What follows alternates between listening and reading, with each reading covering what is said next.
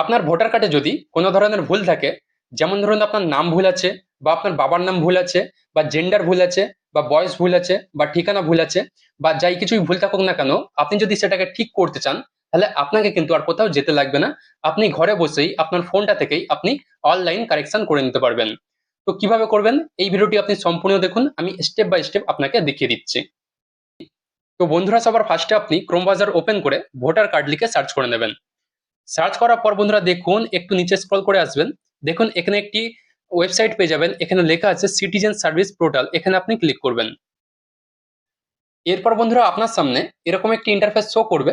তো ফার্স্টে আপনাকে আপনার ফোনটা ডেস্কটপ মোডে ওপেন করে নিতে হবে, ঠিক আছে। তো দেখুন এই যে তিনটে ডট আছে, এখানে ক্লিক করবেন।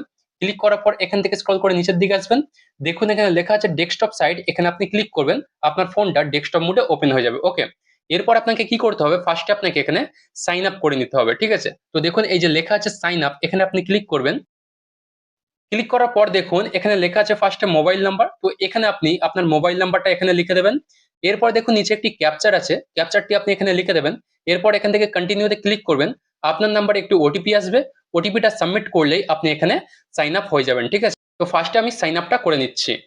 তো বন্ধুরা আমি এখানে সাইন আপ করে নিয়েছি। তো এরপর আপনি এখানে কি করবেন, এখান থেকে স্ক্রল করে নিচের দিকে আসবেন। দেখুন নিচের দিকে আসতে আপনি এখানে একটি ফর্ম পেয়ে যাবেন, ঠিক আছে। এখানে লেখা থাকবে দেখুন কারেকশন অফ এন্ট্রিজ, ঠিক আছে, এটা হচ্ছে 8 নম্বর ফর্ম। তো এখানে আপনি ক্লিক করবেন।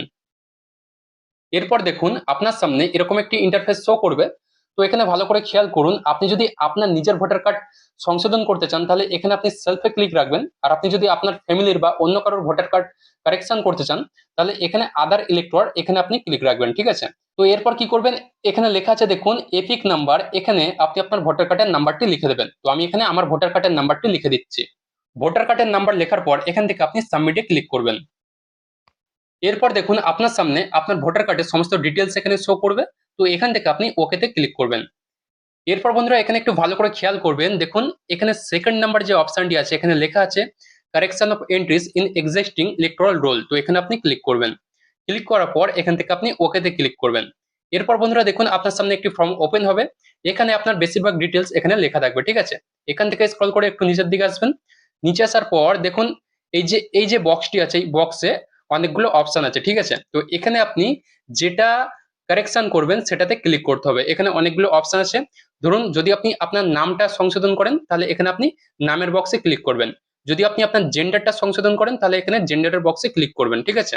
তো এইভাবে আপনার ভোটার কার্ডে যেটা ভুল থাকবে সেটাতে আপনি ক্লিক করবেন। ওকে, ধরুন আমি একটি এক্সাম্পল দিয়ে দেখিয়ে দিচ্ছি। ধরুন আপনার নামটা ভুল আছে, তো আমি এই যে নামের বক্স এখানে ক্লিক করছি। ক্লিক করার পর এখানে দেখুন একটি অপশন চলে এসেছে, এই যে আপনার নাম লেখার একটি বক্স চলে এসেছে, ঠিক আছে। তো এখানে আপনি কি করবেন, আপনার সঠিক যে নামটা, সেই সঠিক নামটা আপনি এখানে লিখে দেবেন। তো আমি এখানে লিখে দিয়ে দেখিয়ে দিচ্ছি। তো দেখুন বন্ধুরা আমি এখানে আমার সঠিক নামটা লিখে দিয়েছি। আপনি যখন আপনার নামটা ইংরেজিতে লিখবেন, তার নিচে দেখবেন অটোমেটিক বাংলায় লেখা আপনার নাম চলে আসবে, ঠিক আছে। তো এরপর কি করবেন, একটু নিচের দিকে আসবেন। দেখুন এখানে লেখা আছে সিলেক্ট ডকুমেন্ট, ঠিক আছে। তো এখানে আপনাকে একটি সাপোর্টিং ডকুমেন্ট আপলোড করতে হবে, ঠিক আছে। তো এখানে আপনি কি করবেন, এখানে যখন ক্লিক করবেন এখানে আপনার সামনে অনেকগুলো অপশন চলে আসবে। ওকে, তো এখান থেকে আপনি যেটা খুশি সেটা আপলোড করতে পারেন। এখানে আছে প্যান কার্ড, ড্রাইভিং লাইসেন্স, ঠিক আছে। এবার দেখবেন নিচে আসবেন, আপনার আধার কার্ড, ইন্ডিয়ান পাসপোর্ট সবকিছু আছে। তো এখান থেকে আপনি ধরুন আপনার প্যান কার্ডটা আপলোড করছেন, তো আমি প্যান কার্ডে আপলোড ক্লিক করছি। ক্লিক করার পর এখানে দেখুন আপলোড নেম প্রুফ, তো এখানে এই যে চুজ ফাইল লেখা আছে, এখানে আপনি ক্লিক করবেন। আপনার ফোনের গ্যালারিটা ওপেন হয়ে যাবে।